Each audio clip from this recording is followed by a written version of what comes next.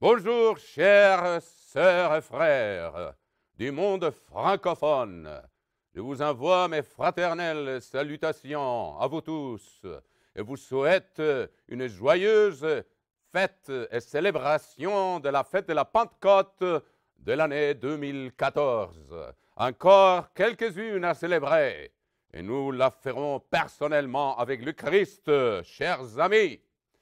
Bon, je voudrais vous parler aujourd'hui de ce parallèle magnifique entre la Pentecôte de l'Ancienne Alliance et celle de la Nouvelle Alliance, et de voir que les lois que l'Éternel nous a révélées sont les mêmes, seulement que lui, il a magnifié sa loi.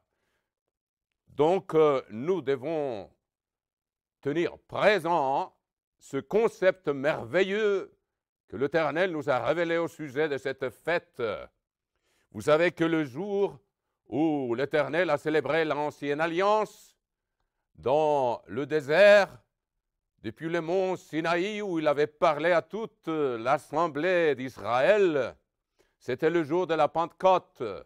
Je ne veux pas dépenser trop de temps à vous démontrer ça parce qu'il y a de la littérature dans l'Église qui donne les preuves nécessaires et suffisantes et nécessaires, bien sûr, pour savoir qu'on vous dit la vérité. Par exemple, vous pouvez vous rapporter, s'il vous plaît, au chapitre 19 du livre de l'Exode pour entrer en matière, pour savoir qu'il y a un parallèle merveilleux entre cette fête quand elle a été célébrée avec la présence même des dieux sur le mont Sinaï et celle que nous célébrons aujourd'hui comme une commémoration de la naissance de l'Église, de l'Assemblée, de la congrégation de la Nouvelle Alliance. Voyons donc chapitre 19 du livre de l'Exode. Comme je vous ai dit, je ne investirai trop de temps à vous donner tous les détails pour démontrer que c'était le jour de la Pentecôte où notre Dieu l'Éternel, c'était le Christ avant son incarnation, qui était la voix des dieux et qui continue d'être la voix des dieux quand il est descendu sur les monts pour prononcer ses commandements qui étaient le texte de l'alliance qu'il allait célébrer, une alliance de mariage entre Israël et lui, comme le mari. Si vous lisez dans Ésaïe, chapitre 54, verset 5, chères sœurs et frères, rapportez-vous là-bas, s'il vous plaît, Ésaïe, chapitre 54, verset 5. Il dit, « Car ton Créateur est ton époux. » Voilà, l'Éternel des armées est son nom. Et ton Rédempteur est le Saint d'Israël. Voilà, c'est l'époux. C'était une alliance de mariage avec l'Israël de l'Ancien Testament, de l'Ancienne Alliance. Et nous savons que nous sommes aujourd'hui l'Israël des dieux, un Israël spirituel et aussi composé des descendants physiques que Dieu a préservés comme un reste des tribus, des descendants d'Abraham, Isaac et des 12 tribus d'Israël. Commençons à lire, chers sœurs et frères, au chapitre 19 de l'Exode, le 3e mois. Je commence au verset 1. Le 3e mois après leur sortie du pays d'Égypte, les enfants d'Israël arrivèrent ce jour-là. Ce jour-là, ça veut dire le 1er jour du 3e mois. Donc, nous approchons le chiffre de 50 jours à partir du moment où les enfants d'Israël devaient compter, d'après les instructions divines, les 50 jours entre la récolte des orges et la récolte du blé qui représente le peuple des dieux, l'épouse du Christ. Les enfants d'Israël arrivèrent ce jour-là au désert du Sinaï. Étant partis de Rephidim, ils arrivèrent au désert du Sinaï et ils campèrent dans le désert. Israël campa là vis-à-vis de la montagne. Moïse monta vers Dieu, et l'Éternel appela du haut de la montagne en disant, « Tu parleras ainsi à la maison de Jacob, et tu diras aux enfants d'Israël, vous avez vu ce que j'ai fait à l'Égypte, et comment je vous ai porté sur des ailes d'aigle et amené vers moi. Maintenant, si vous écoutez ma voix, si vous gardez mon alliance, c'est intéressant qu'il dit qu'il vous a porté sur des ailes d'aigle. Il va faire la même chose avec son Église, qu'il va juger digne d'échapper à la grande tribulation. Il va la racheter encore une fois. Il va l'amener vers le lieu du refuge de sécurité sur des ailes d'aigle. C'est merveilleux. Le peuple était sorti à pied, et puis, sans doute, il y aura encore beaucoup de parallèles que Dieu aime utiliser entre le passé et les événements futurs. Maintenant, si vous écoutez ma voix, si vous gardez mon alliance, alors quelle est l'alliance? Laissons que la Bible s'interprète d'elle-même. En quoi consiste cette alliance, ce traité et ce document de mariage? Mes chers sœurs et frères, nous allons voir au chapitre 4 du Deutéronome, en lisant la Bible s'interpréter d'elle-même. Chapitre 4, verset 13 du livre du Deutéronome, nous trouvons cette écriture qui nous enseigne, nous explique quelle est l'alliance, pour que nous comprenions clairement qu'est-ce que nous célébrons aujourd'hui. Il publia son alliance, qu'il vous ordonna d'observer les 10 commandements, et il les écrivit sur 2 tables de pierre. Voilà, l'alliance, elle est comprise dans les 10 commandements. Elle a été écrite dans l'Ancienne Alliance sur des tables de pierre. Et nous allons voir aujourd'hui que cette nouvelle alliance sont les mêmes lois qui ont été magnifiées par le Christ et qui sont écrites dans l'esprit et au-dedans du cœur de ceux qui seront l'épouse du Christ, dont le mariage va se célébrer d'ici peu. Voilà, ça c'est la cérémonie, chers amis,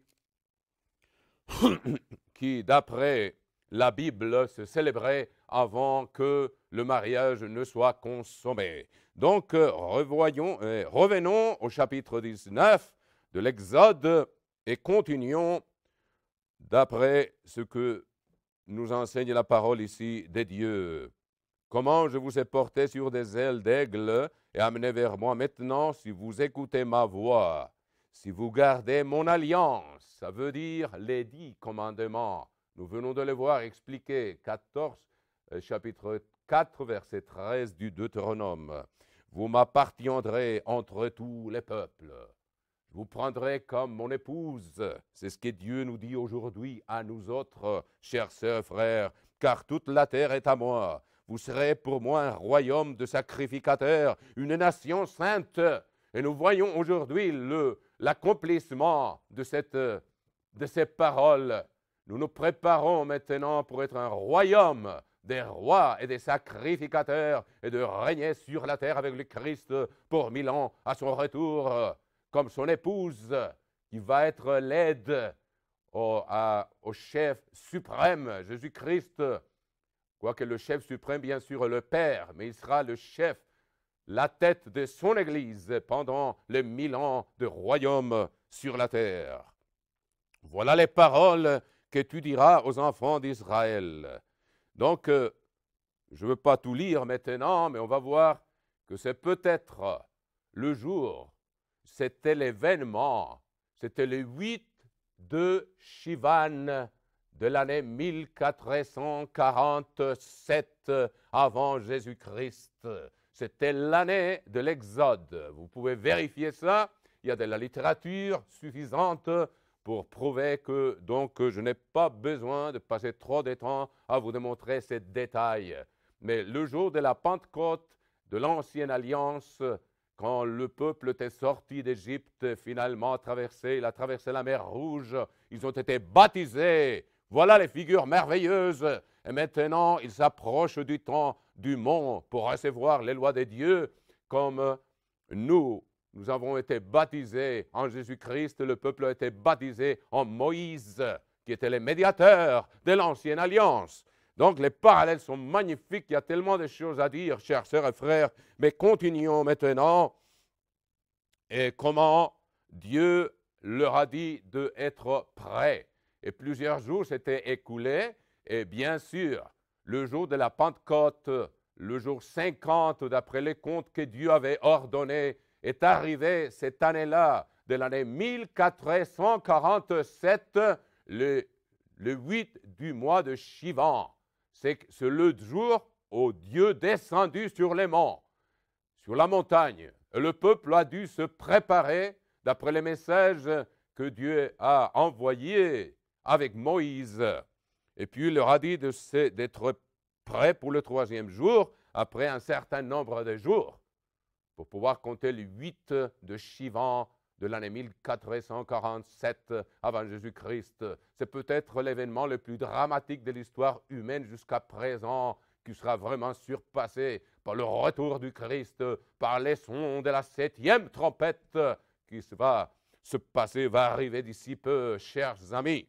Nous les sentons venir et s'approcher. Donc, au verset 16 du chapitre 19 de l'Exode, le 3e jour, au matin, il y eut des coups de tonnerre, des éclairs et une épaisse nuée sur la montagne.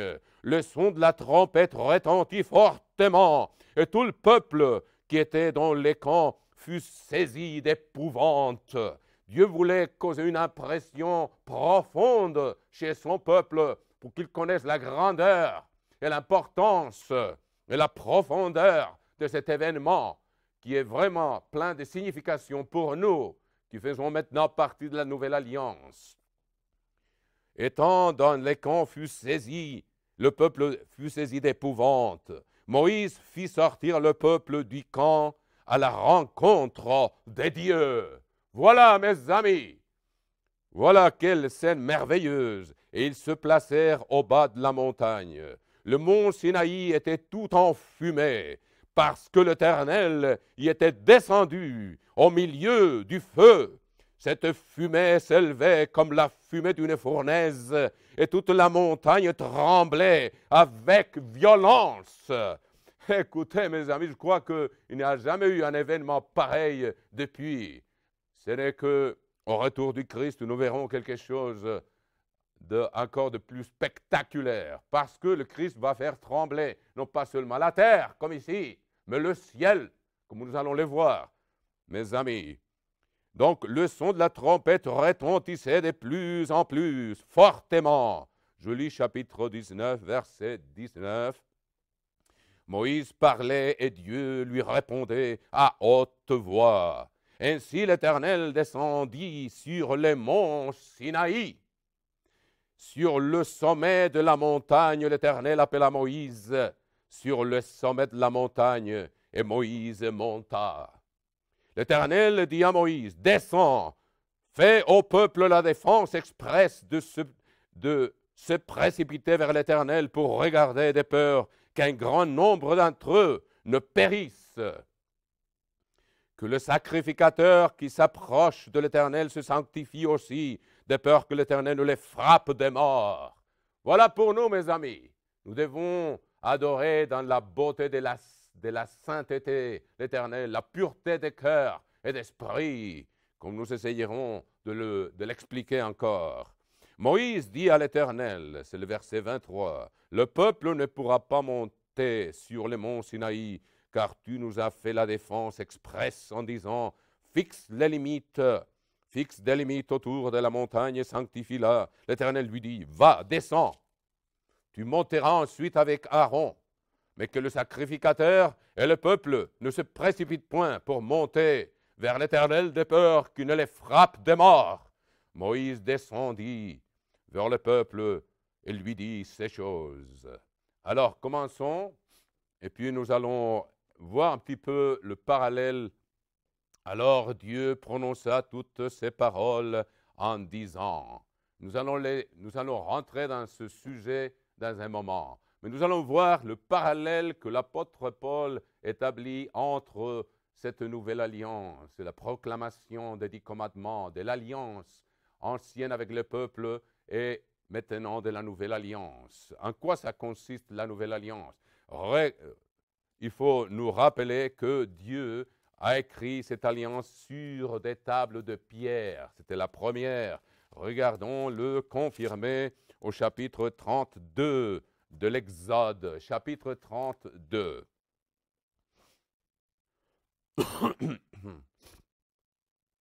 de l'Exode. L'Éternel parle à Moïse et dit, je vais trouver cette écriture dans un instant, chers sœurs et frères, patientez avec moi, je l'ai marqué ici quelque part. Au chapitre 31, verset 18 de l'Exode. Chapitre 31, verset 18.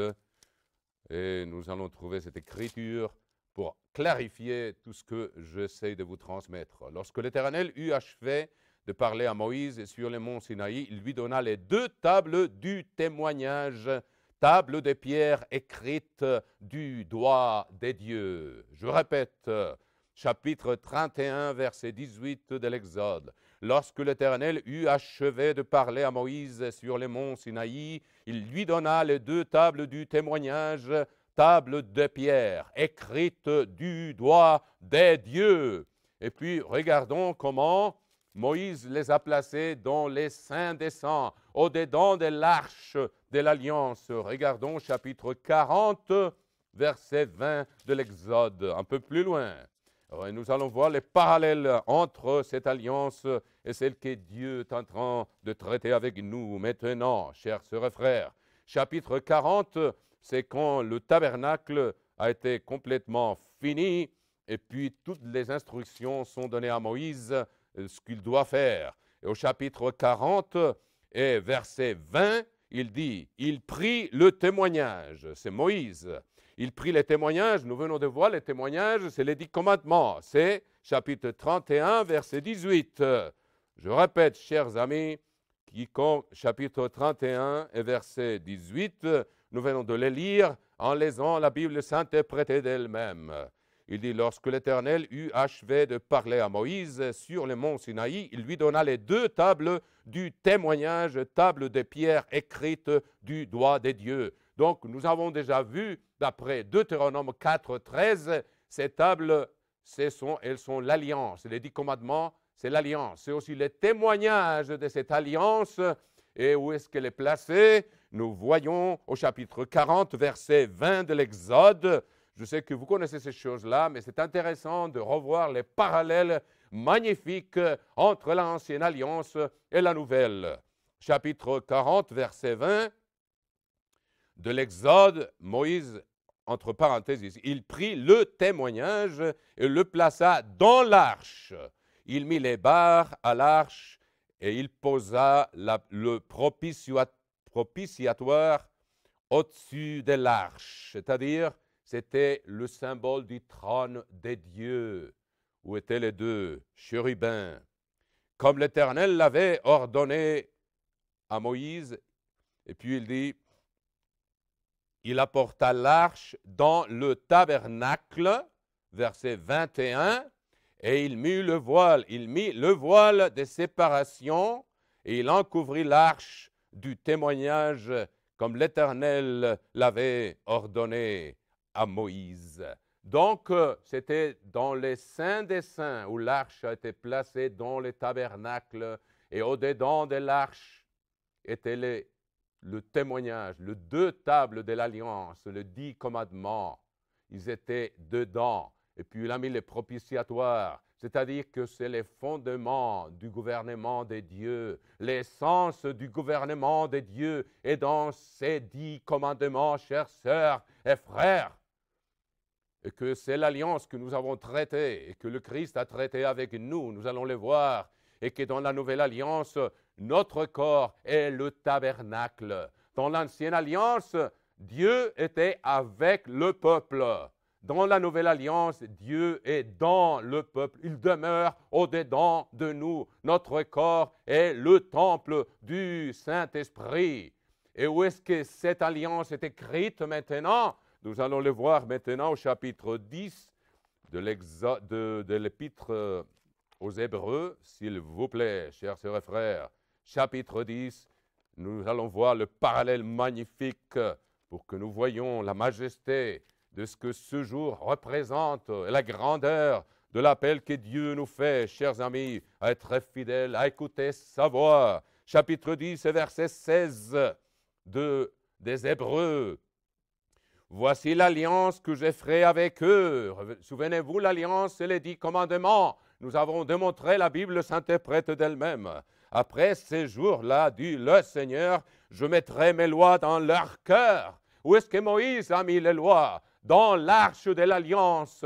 Elle l'a mis dans les saints des saints du tabernacle. Et voilà que dans la nouvelle alliance, Dieu est avec nous. Il vient demeurer au-dedans de nous. Et cette alliance, ces 10 commandements sont mis au-dedans de notre cœur comme si c'était l'arche de la présence de Dieu au-dedans de nous. C'est important de comprendre la grandeur de ce que ce jour représente, chers amis.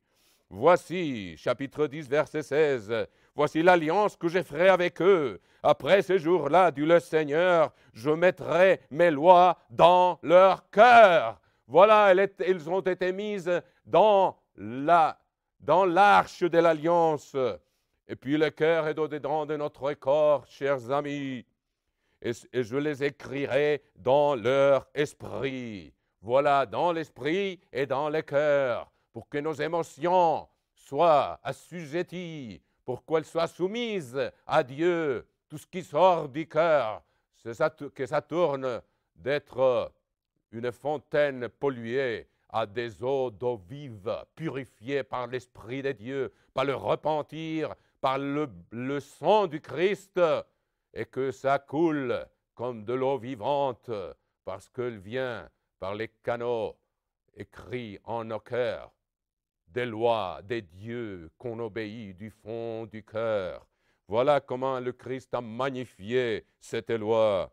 Voici l'alliance que je ferai avec eux.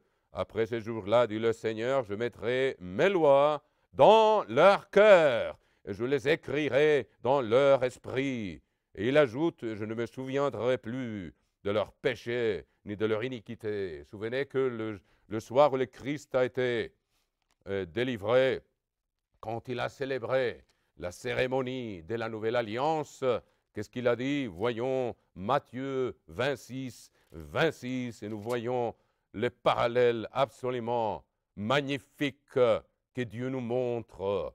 Chapitre 26 de Matthieu, verset 26. Pendant qu'il mangeait, Jésus prit du pain, et après avoir rendu grâce, il le rompit et le donna aux disciples en disant, « Prenez, mangez, ceci est mon corps. » Et il prit ensuite une coupe, et après avoir rendu grâce, il la leur donna en disant, « Buvez-en tous, car ceci est mon sang, le sang de l'alliance qui est répandu pour beaucoup. » C'est comme ça qu'il oublie nos péchés, parce que ce sang couvre nos péchés quand on reçoit le repentir de la part de Dieu. Et on les met en pratique et on change notre manière de vivre. Alors le Christ, il nous purifie le cœur pour que ces lois puissent être écrites au-dedans du cœur. Voilà, chers amis, cette purification que Moïse a fait avec du sang de veau et de brebis. Mais maintenant, on a purifié notre corps, notre temple avec le sang précieux du Christ. Car ceci est mon sang, le sang de l'alliance, qui est répandu pour beaucoup, pour le pardon des péchés. Je vous le dis, je ne boirai plus désormais de ce fruit de la vigne jusqu'au jour où j'en boirai du nouveau avec vous dans le royaume de mon Père. On aura l'occasion, le privilège, la bénédiction, la gloire de célébrer encore la Pâque avec le Christ en personne sur la table, sur sa table, dans les royaumes de notre Père. Alors voilà. Et puis l'apôtre Paul nous rappelle dans l'Épître aux Hébreux, chapitre 12, et la grandeur de cette nouvelle alliance. Chapitre 12 de l'Épître aux Hébreux. Regardons, chers amis, au verset 18. Hébreux 12, 18. Vous ne vous êtes pas approchés d'une montagne qu'on pouvait toucher et qui était embrasée par le feu. Nous venons de le lire. C'était l'ancienne alliance. Alors il nous dit, vous ne vous êtes pas approchés de cette montagne-là, de cette montagne physique, ni de la nuée, ni des ténèbres, ni de la tempête, ni du retentissement de la trompette, ni du bruit des paroles, tels que ceux qui l'entendirent demandèrent qu'il ne leur parle, qu'il ne leur en soit pas adressé une de plus. Car ils ne supportaient pas cette déclaration. Mais si une bête touche la montagne, elle sera lapidée. Et ce spectacle était si terrible que Moïse dit, « Je suis épouvanté et tout tremblant. » Mais vous, vous êtes approchés. Voilà le message pour nous, chers amis, aujourd'hui, en ce jour très spécialement. Mais vous, vous êtes approchés, verset 22, de la montagne de Sion, de la cité du Dieu vivant, la Jérusalem céleste. Voilà, nous avons l'accès par le chemin que le Christ nous a ouvert à la présence même de notre Père, dans la salle de son trône, sur la mer de glace, où le mariage aura lieu d'ici peu, mais nous pouvons déjà nous approcher de notre Père, de Jésus-Christ, par cette voie qui nous a ouverte, d'après ce que l'apôtre Paul lui-même nous a décrit dans le chapitre 10 de l'Épître aux Hébreux. Et puis il dit, vous vous êtes approchés, verset 22, chapitre 12, verset 22, de la montagne des Sion, de la cité du Dieu vivant, la Jérusalem céleste, des myriades qui forment le cœur des anges, de l'assemblée des premiers-nés inscrits dans les cieux, du juge qui est le Dieu de tous. Voilà, nos noms sont déjà écrits dans le livre de vie, dans la présence des dieux. Ceux qui sont morts, leur esprit est déjà là, en attendant les sons de la 7e trompette, des esprits des justes parvenus à la perfection. Voilà ceux qui ont vaincu et qui sont morts, qui sont déjà partis, mais dont leur esprit attend la naissance de cette nation dans un seul jour où la nouvelle Jérusalem accouchera ses enfants d'un seul coup, au son de la trompette, chers amis. Mais les esprits des justes sont déjà écrits là-haut dans le livre de vie, de même que les noms de ceux qui vont endurer jusqu'à la fin, parvenus à la perfection, de Jésus qui est le médiateur de la nouvelle alliance, et du sang de l'aspersion qui parle mieux que celui d'Abel. Voilà, chers amis. Donc, nous allons revoir avec cette introduction, un petit peu longue, mais très importante pour que nous saisissions la grandeur de ce que nous célébrons aujourd'hui, de la commémoration que nous fêtons en célébrant cette fête de la Pentecôte, de ce pas merveilleux dans les plans des dieux qu'il avait conçus avant même le fondement, la fondation du monde. Nous allons donc revenir au chapitre 20 de l'Exode et nous allons essayer de voir quelques aspects. Il y en a beaucoup d'aspects. Chaque commandement est comme un phare de lumière qui allume tout autour.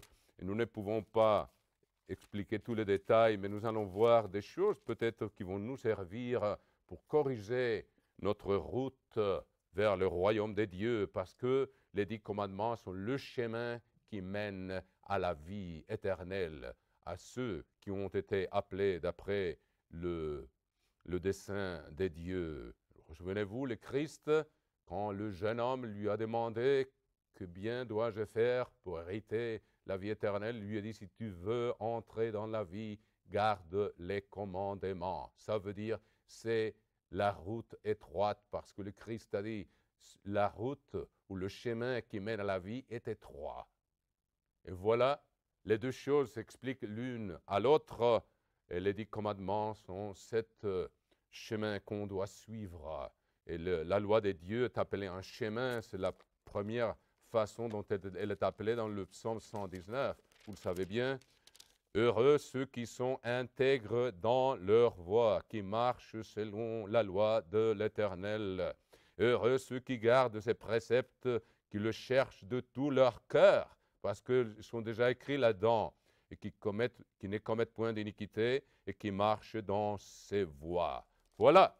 Donc, nous allons nous examiner aujourd'hui en revoyant un petit peu ces commandements, cette alliance que Dieu nous a traité avec nous pour donc prendre au sérieux ce que nous célébrons aujourd'hui. Chapitre 20 de l'Exode, verset 1. Alors Dieu prononça toutes ces paroles en disant, « Je suis l'Éternel ton Dieu, qui t'ai fait sortir du pays d'Égypte, de la maison de servitude. » Nous savons par le livre d'Ézéchiel, ce qui n'est pas évident ailleurs, au chapitre 20 d'Ézéchiel, nous savons que le peuple pratiquait l'idolâtrie en Égypte.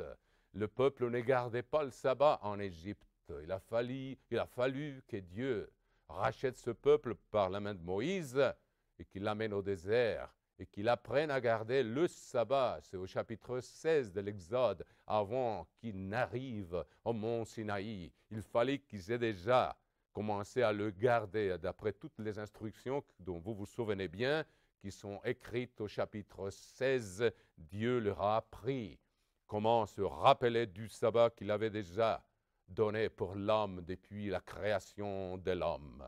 Alors Dieu prononça toutes ces paroles en disant, « Je suis l'Éternel ton Dieu qui t'ai fait sortir du pays d'Égypte, de la maison de servitude. » Souvenez-vous que nous autres aussi, chers sœurs et frères, nous étions dans la maison de servitude. Il y en a parmi nous nous étions dans l'idolâtrie comme le peuple. Nous ne connaissions pas le sabbat, nous ne le pratiquions pas. Nous étions des esclaves du péché, comme le Christ l'explique clairement au chapitre 8 de l'évangile des Jean. Ceux qui pratiquent le péché sont esclaves du péché. On ne pouvait pas s'en sortir. On était séduits. On était trompés, on s'était trompé de chemin, chers amis, et nous ne le savions pas, parce que c'est que Dieu nous a appelés, il nous a rachetés par le pouvoir de son esprit. Et puis, nous avons été libérés de la maison de servitude où nous vivions auparavant. Tu n'auras pas d'autre Dieu devant ma face.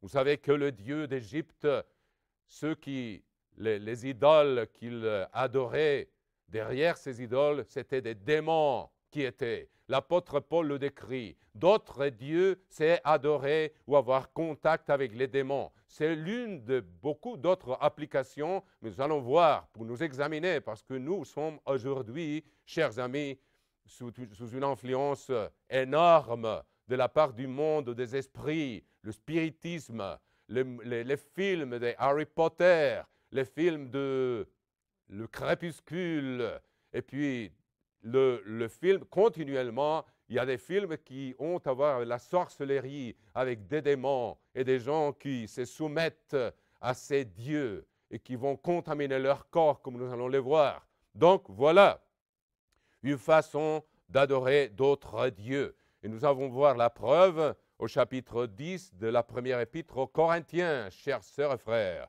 Chapitre 10 de la première épître aux Corinthiens, nous allons voir comment Dieu lui-même nous explique. Et au chapitre 10 et verset 18 de la première épître aux Corinthiens. Voyez les Israélites selon la chair, ceux qui mangent les victimes ne sont-ils pas en communion avec l'autel? Que dis-je donc? Que la viande sacrifiée aux idoles est quelque chose, ou qu'une idole est quelque chose? Nullement. Je dis que ce qu'on sacrifie, on le sacrifie à des démons. Voilà ce que les Égyptiens faisaient, et c'est qu'il y en a beaucoup parmi nous que nous faisions dans notre ignorance dans le passé. Il est dit nullement. Je dis que ce qu'on sacrifie, on le sacrifie à des démons et non à Dieu. Or, je ne veux pas que vous soyez en communion avec les démons. Vous ne pouvez boire la coupe du Seigneur et la coupe des démons. vous ne pouvez participer à la table du Seigneur et à la table des démons. Voulons-nous provoquer la jalousie du Seigneur? Sommes-nous plus forts que lui?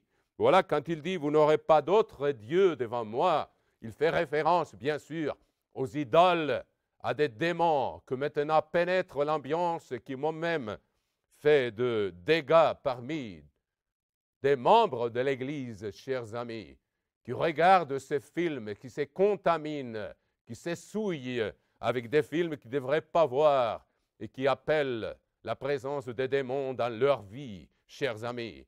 On a beaucoup de ça et voilà une des façons d'appliquer le premier commandement. Je suis l'Éternel, ton Dieu, qui t'ai fait sortir du pays d'Égypte, de la maison de servitude. Tu n'auras pas d'autre Dieu devant ma face. Ça veut dire tu n'auras pas de contact avec des démons. Il y a beaucoup d'autres applications de ces commandements, mais je voulais expliquer cet aspect-là aujourd'hui parce qu'on est vraiment inondé d'influences démoniaques dans les films, dans la télévision, dans les livres, partout, chers amis. Et il y en a qui se sont déjà souillés, même parmi nous. Donc c'est un avertissement pour tous, chers amis, chers amis. Voyons par exemple au chapitre 19 du Lévitique, comment Dieu nous avertit au sujet de ces pratiques que maintenant le monde de plus en plus, il s'enfonce dans ce monde ténébreux. Ils ne savent pas que c'est la mort qui les attend parce que le diable est un assassin dès le début. Il ne veut que détruire l'être humain. Donc, au verset chapitre 19 du Lévitique, verset 26, vous ne mangerez rien avec du sang, vous n'observerez ni les serpents ni les nuages pour en tirer des pronostics. Voilà, nous avons les pronostics dans la parole de Dieu, vous le savez bien, nous connaissons ce qui arrivera dans les prochaines années, dans 1000 ans, dans 1100 ans et au-delà, dans les nouveaux ciels et la nouvelle terre, chers amis, vers l'éternité. Nous avons une vision magnifique du futur, illuminé, révélé par Dieu. Nous n'avons pas besoin d'aller consulter les esprits menteurs. Et lisons maintenant chapitre 19, verset 30 du Lévitique. Vous observerez mes sabbats et vous révérerez mon sanctuaire. Je suis l'Éternel. Ne vous tournez point vers ceux qui évoquent les esprits, ni vers les devins.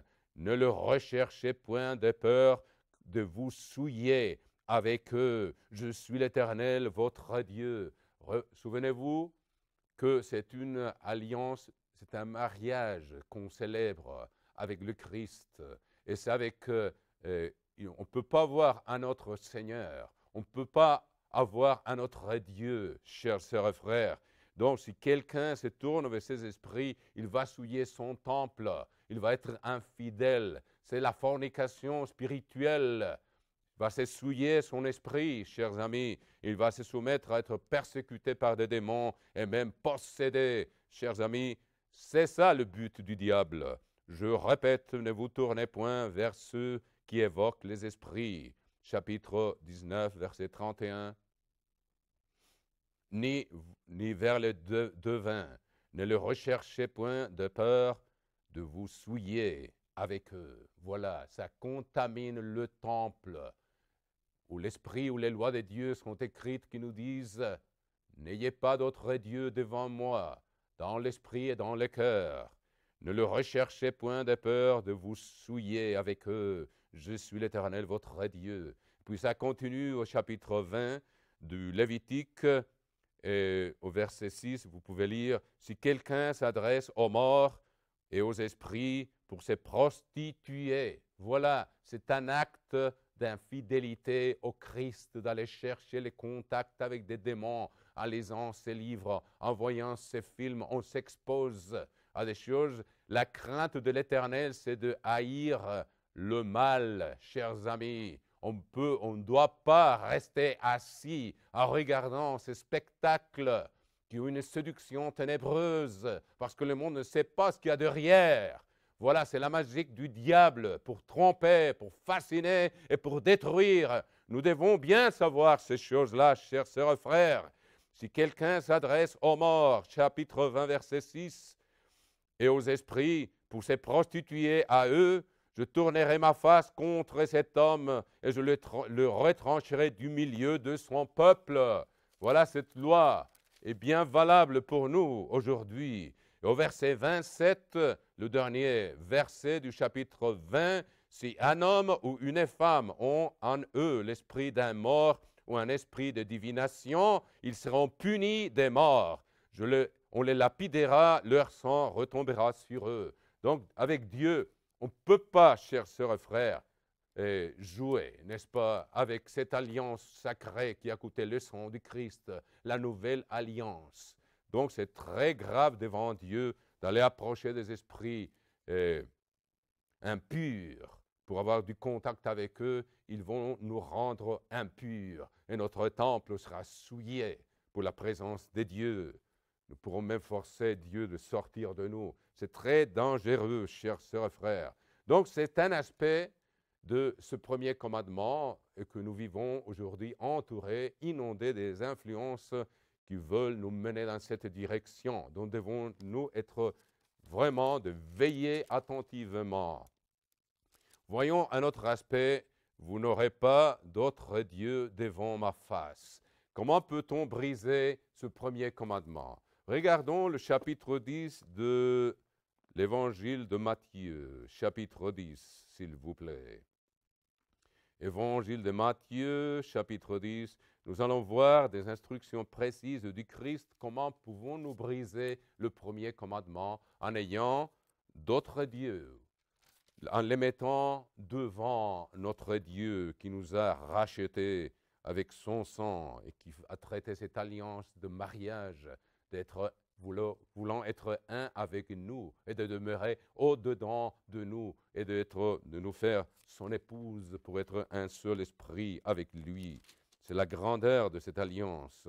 Au chapitre 10 de Matthieu, et verset 34, nous allons lire des aspects que, comme je vous dis, on ne peut pas tout analyser, mais quelques aspects qui vont nous aider à être en état de veille sur notre temple, chers sœurs et frères.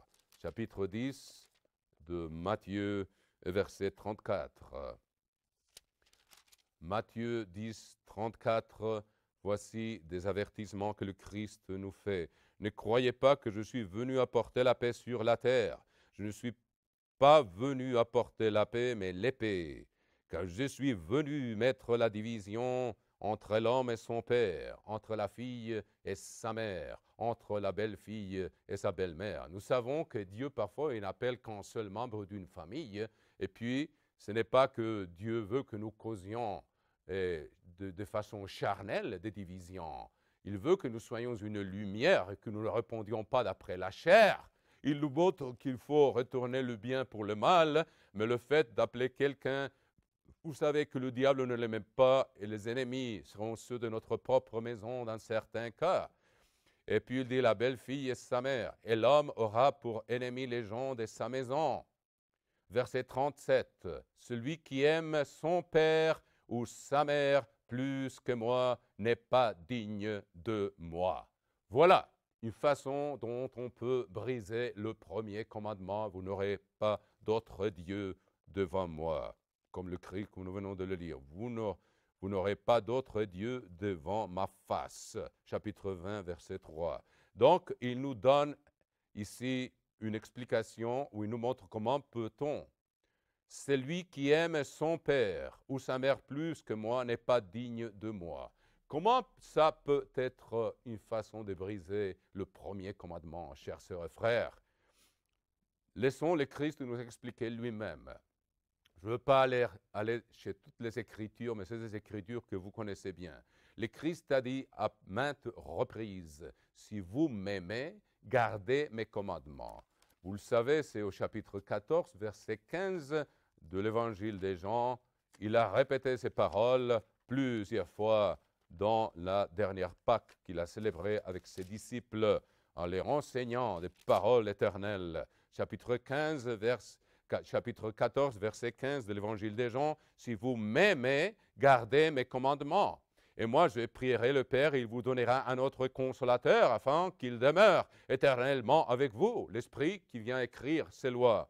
en notre esprit et qui les met au-dedans de notre cœur. Au verset 21 du même chapitre 14, celui qui a mes commandements et qui les garde, c'est celui qui m'aime. Et celui qui m'aime sera aimé de mon Père. Et je l'aimerai et je me ferai connaître à lui. Voilà. Et puis au chapitre 15, verset 10, 10 de Jean, si vous gardez mes commandements, vous demeurerez dans mon amour, de même que j'ai gardé les commandements de mon Père et je demeure dans son amour. Et puis l'apôtre Jean, vous le savez, dans sa première épître, il décrit qu'est-ce que l'amour. Donc c'est important de comprendre ça pour savoir qu'est-ce que le Christ a voulu dire quand il dit « Si vous aimez votre père, votre mère plus que moi, vous n'êtes pas digne de moi ». Donc c'est important de comprendre ça. Au chapitre 3 de la première épître de Jean, au verset 5, nous trouvons cette déclaration et il dit « Je vous le savais, je suis apparu » et chapitre 3 de la première épître des Jean, chapitre 5, excusez-moi, hein. Nous allons voir la définition de l'amour au verset 3. Première épître des Jean, chapitre 5 et verset 3.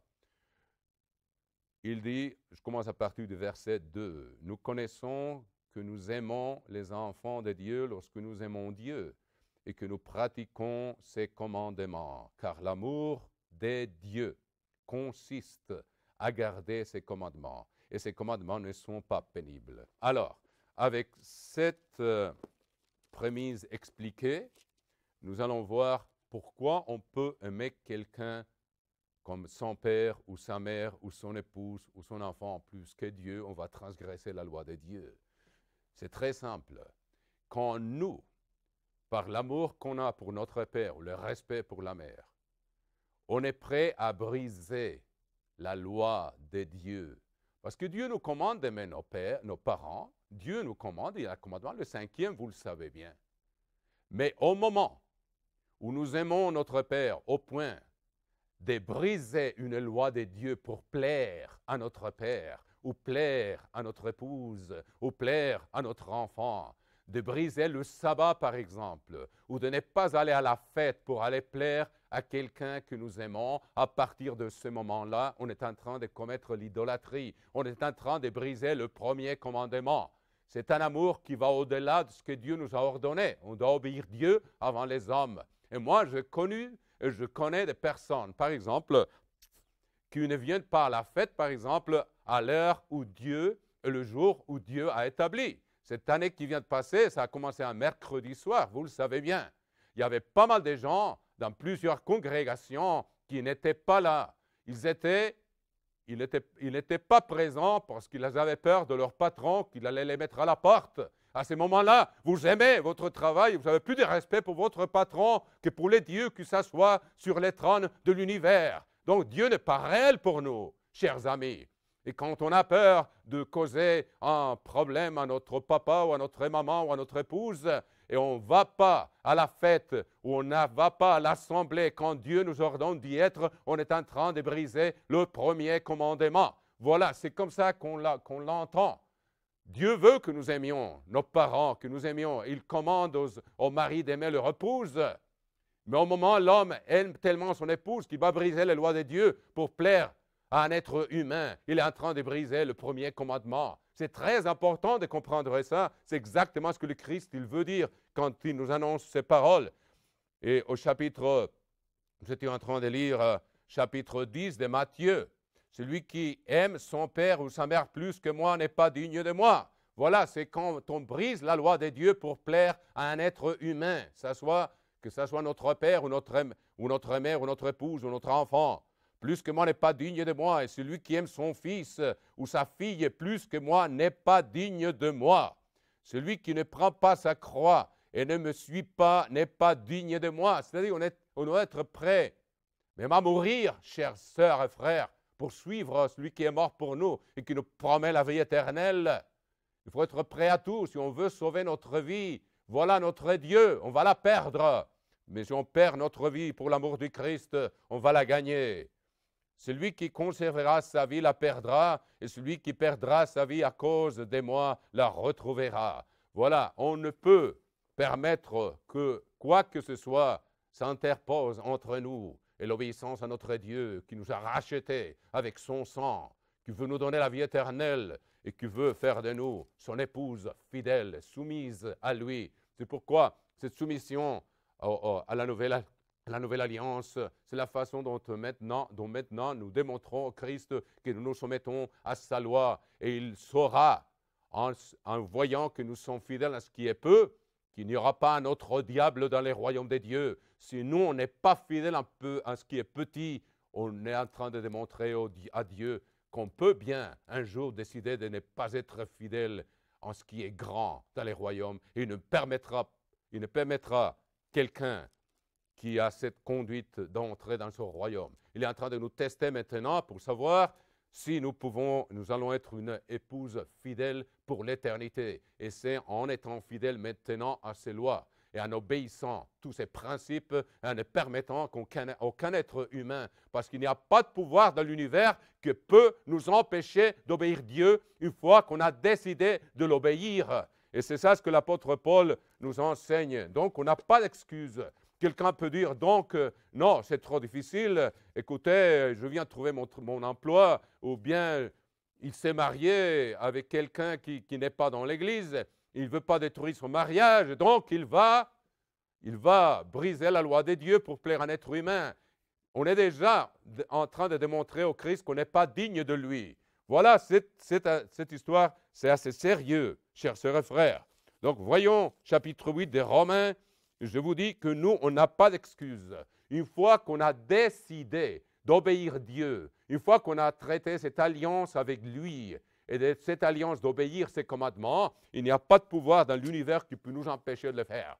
Dieu ouvrira les portes nécessaires, où il nous donnera la force pour mourir en étant fidèles à son alliance et d'avoir la vie éternelle. Voilà, chers sœurs et frères, est-ce qu'il va nous tester encore d'ici peu, comme nous allons le voir dans un moment. Donc, au chapitre 8 des Romains, il est bien clair.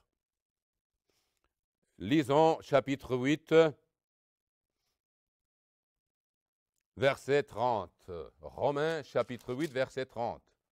On est en train d'expliquer seulement le premier commandement, mais il y a bien des aspects que nous devons vraiment garder dans l'esprit et veiller, chers sœurs et frères, parce que le temps est court. Chapitre 8 et verset 30 de Romains. Nous allons voir, comme je vous le dis, il n'y a pas d'excuse. Une fois qu'on a traité une alliance avec Dieu, il ne permettra qu'il n'y ait aucune circonstance qui nous empêche d'être fidèles.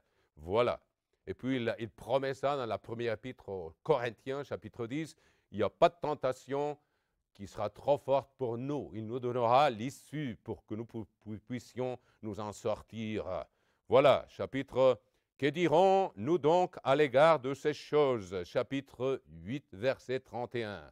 Si Dieu est pour nous, qui sera contre nous?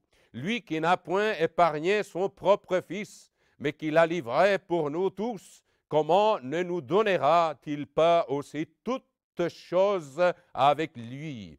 Qui accusera les élus de Dieu? C'est Dieu qui justifie. Qui les condamnera? Christ est mort, bien plus, il est ressuscité, il est à la droite de Dieu. Il intercède pour nous. Qui nous séparera de l'amour de Christ? Quel est l'amour de Christ? Nous venons de le prouver. C'est l'obéissance à ses commandements. Voilà, si nous disons que nous l'aimons et nous n'obéissons pas, ou nous allons briser sa loi pour plaire à un être humain, que ce soit notre épouse, ou notre père ou notre mère, nous mentons. Ce n'est pas vrai. Je vous l'ai démontré. Et je crois que c'est clair à vos yeux. Qui nous séparera de l'amour de Christ? Serait-ce la tribulation, ou l'angoisse, ou la persécution, ou la faim, ou la nudité, ou le péril, ou l'épée, selon qu'il est écrit, c'est à cause de toi qu'on nous met à mort tous les jours, qu'on nous regarde comme de brebis destinées à la boucherie. Mais dans toutes ces choses, nous sommes plus que vainqueurs par celui qui nous a aimés, car j'ai l'assurance que ni la mort, s'il faut mourir, alors il faut mourir. Voilà, chers amis, c'est la seule façon dont on va entrer dans le royaume de Dieu. Si on aime trop notre vie, on n'est pas digne d'y entrer. Ni la vie, ni les anges, ni les dominations, ce sont des anges, ni les choses présentes, ni les choses à venir, ni les puissances, ni la hauteur, ni la profondeur, ni aucune autre créature ne pourra nous séparer de l'amour de Dieu. Voilà, de l'obéissance à Dieu. Il n'y a pas de pouvoir dans l'univers. Et Dieu est le roi, le souverain de l'univers. Il ne permettra aucune force de nous forcer et de nous empêcher de l'obéir. Ne pourra nous séparer de l'amour de Dieu manifesté en Jésus-Christ, notre Seigneur. Voilà, chers sœurs et frères, certains aspects du premier commandement et comment ça s'applique à nous aujourd'hui. Regardons le suivant commandement. Nous irons au fur et à mesure que nous pouvons. Vous pourrez diviser ce sermon en deux, pour le matin et pour le soir, si vous voulez, chers sœurs et frères. C'est à vous de choisir. Mais voilà, il y a trop de choses à dire. Et voici, nous allons de nouveau à l'Exode chapitre 20, verset 4. Tu ne te feras point d'image taillée, ni de représentation quelconque des choses qui sont à haut dans les cieux, qui sont en bas sur la terre et qui sont dans les eaux plus bas que la terre. Tu ne te prosterneras point devant elles, et tu ne les serviras point. Car moi, l'Éternel, ton Dieu, je suis un Dieu jaloux, qui punit l'iniquité des pères sur les enfants jusqu'à la 3e et la 4e génération de ceux qui me haïssent, et qui fait miséricorde jusqu'à 1000 générations à ceux qui m'aiment et qui gardent mes commandements. Voilà, c'est écrit dans les 10 commandements. L'amour de Dieu, c'est lui obéir. Autrement, c'est la théorie, de la fausse théorie, chers sœurs et frères. S'il n'y a pas d'obéissance, il n'y a pas d'amour. Voilà, c'est une loi assez simple. Alors, ce deuxième commandement, tu ne te feras point d'image taillée. Il y en a parmi nous, je ne sais pas qui, moi peut-être, nous allons être testés dans ce commandement, comme les 3 amis de Daniel l'ont été. Chers sœurs et frères, je vous le montre, vous le savez bien, chapitre 13, verset 13 de l'Apocalypse. Ça s'approche. Il y a des gens peut-être qui diraient, moi, ça fait longtemps que j'ai quitté les idoles, je n'ai plus d'image dans ma maison. Mais Dieu va tester ceux qui ne considèrent pas d'échapper à la grande tribulation pour voir ce qui est plus important pour eux sur leur vie physique ou l'obéissance à Dieu pour la vie éternelle, pour entrer dans la vie éternelle. Et c'est un test qui s'approche sur nous, chères sœurs et frères. Donc, il est important d'y réfléchir. Chapitre 13, verset 13 de l'Apocalypse. Chapitre 13, verset 13. Elle opérait des grands prodiges, cette bête qui va se manifester, chers amis, jusqu'à faire descendre du feu du ciel. Je viens de vous écrire un article là-dessus, j'espère que vous l'avez lu, chers sœurs et frères, sur la terre à la vue des hommes. C'était sur la couverture de notre revue Le Monde de demain. Du feu tombant du ciel serez-vous séduits. Et ça, c'est pour nous, ça s'approche. Personne parmi nous ne sait s'il va échapper à cette épreuve ou non. Il n'y a que Dieu qui le sait. Donc, il faut être préparé. Et elle séduisait les habitants de la terre par les prodiges qui lui étaient donnés d'opérer en présence de la bête, disant aux habitants de la terre de faire une image de la bête qui avait été blessée par l'épée et qui vivait. Et souvenez-vous que la dernière restauration des Roms s'appelle Babylone la Grande, ou la Grande Babylone. Et c'est chez les Babyloniens, c'est dans l'Empire babylonien où les 3 amis, les Juifs, et c'est les Juifs spirituels qui vont être testés encore avec une image. Et il lui fut donné d'animer l'image de la bête. Ça va s'appeler Babylone la Grande ou la Grande Babylone, vous le savez bien, afin que l'image de la bête parle et qu'elle fasse que tous ceux qui ne l'adoreraient pas, qui n'adoreraient pas l'image de la bête soient tués. Ça s'approche. Et je vous dis une chose, chers sœurs et frères, pour que nous comprenions la grandeur et l'importance de ce commandement de Dieu. Ceux qui ayant, et je l'expliquais dans cet article, j'espère que vous allez le revoir, si quelqu'un est un élu, il a ces lois de Dieu écrites dans son cœur. Il ne peut pas être séduit. Il ne peut pas être séduit, chers sœurs et frères. Ils connaissent cette loi. Comme les amis de Daniel étaient des juifs, nous sommes des juifs spirituels qui avons ces lois écrites en notre esprit et qui sont écrites aussi en notre cœur, au-dedans de nous. Donc, chers sœurs et frères, voilà, cette Babylone la grande va établir une image et ceux qui vont l'adorer, s'il y a quelqu'un qui a reçu l'Esprit de Dieu et il se penche, il s'incline vers cette image, alors en brisant le deuxième commandement qui est le traité, c'est le pacte de mariage, le traité, l'alliance entre l'épouse et son Christ, celui qui l'a racheté avec son sang. Si on est infidèle et on brise ce commandement-là, pendant les tests qui s'approchent, on ne sera pas dans les royaumes de Dieu parce qu'on n'a pas gardé ces commandements absolument nécessaires, comme le Christ l'a dit au jeune homme. Si tu veux entrer dans la vie, et c'est la vie éternelle, garde les commandements. Si quelqu'un brise le deuxième, en seul, on est coupable de tous parce qu'on l'a déjà brisé l'alliance avec le Christ. C'est très sérieux, je vous le dis parce que ça s'approche. On va le voir en Europe et en Amérique et partout, chers sœurs et frères. Donc, je vous prouve, je vous démontrerai que si quelqu'un brise ce commandement, le deuxième, et il adore l'image de la bête, il ne sera pas dans les royaumes de Dieu, il ne fera pas partie de l'épouse du Christ, du corps du Christ. Regardons la réponse et la preuve devant vos yeux au chapitre 20 et verset 4. Chapitre 20, verset 4. Et voici la vision des gens quand le royaume de Dieu commence, quand la vie éternelle va se manifester au monde entier, parmi les prêtres ou les sacrificateurs et les rois. Chapitre 20, verset 4, ici est la preuve que ceux qui auront brisé le deuxième commandement de Dieu, l'alliance qu'il a traitée avec nous, ils ne seront pas dans les royaumes de Dieu. Chapitre 20, verset 4. Je vis des trônes, et à ceux qui s'y assirent fut donné le pouvoir de juger.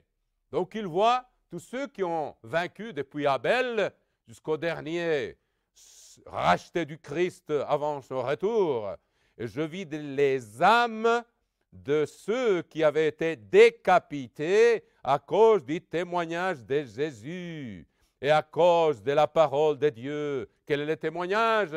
Les 10 commandements. Ils n'ont pas adoré l'image parce qu'ils étaient fidèles à ce traité, à cette alliance qu'ils ont traitée avec le Christ, qui était écrite dans leur cœur. De ceux qui avaient été décapités à cause du témoignage de Jésus. Nous savons que le témoignage a à voir avec les 10 commandements. On l'a déjà démontré.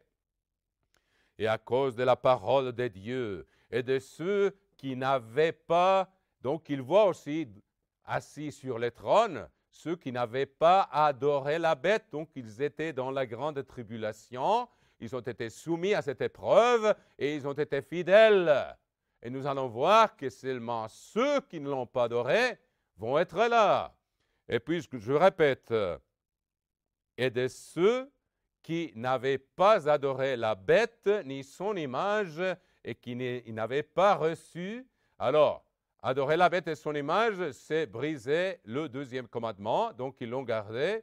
Ils n'avaient pas reçu la marque sur leur front et ni sur leurs mains, c'est le sabbat, c'est le signe des dieux. Ils ont été fidèles au sabbat. Donc, le diable va être très sûr que la loi établie par la bête, c'est une anti-loi contre Dieu. Il va falloir garder un autre jour, le dimanche, pas le sabbat, qui est le signe de l'épouse du Christ. Il faudra donc adorer des images qui vont contre la loi, qui est de déshonorer, c'est une façon de s'honorer grandement l'Éternel Dieu avec sa gloire. d'aller adorer une image faite par un homme. Donc, je continue ici en décrivant ceux qui vont régner sur le monde. Ils voient les autres morts, excusez-moi, et je continue, et de ceux qui n'avaient pas adoré la bête ni son image, ils sont assis sur ces trônes et qui n'avaient pas reçu la marque sur leur front ni sur leurs mains. Donc, ils ont été fidèles au sabbat. Comme je vous ai dit, il n'y a pas de pouvoir dans l'univers qui peut nous empêcher d'obéir à Dieu, même pas la mort. Voilà, chers sœurs et frères, ils revinrent à la vie et ils régnèrent avec Christ pendant 1000 ans. Voilà les vainqueurs. Mais on ne voit aucun qui va venir s'asseoir là, qui ait adoré l'image ou qui ait brisé le sabbat. Les autres morts ne revinrent point à la vie jusqu'à ce que le 1000 ans soit accompli. C'est la première résurrection. Heureux et saints ceux qui ont part à la première résurrection. La seconde mort n'a point de pouvoir sur eux, mais ils seront sacrificateurs des dieux de Christ. Ils régneront avec lui pendant 1000 ans, parce qu'ils ont été fidèles à l'alliance, aux 10 commandements, à l'alliance traitée avec ce maître, l'époux qui a donné son sang pour son épouse, et puis elle a été fidèle, comme lui il a été fidèle. Voilà, on va faire, on n'a vu que 2 commandements maintenant, mais ça ne fait rien. C'est important, chers sœurs et frères, de revoir ces choses, spécialement ce jour-ci, où nous célébrons le moment où ces commandements sont entrés en nos cœurs et ont été écrits en nos esprits. Nous allons faire une petite pause et si vous voulez, la deuxième partie, vous pouvez l'utiliser pour l'après-midi. C'est à vous de choisir, chères sœurs et frères. À bientôt.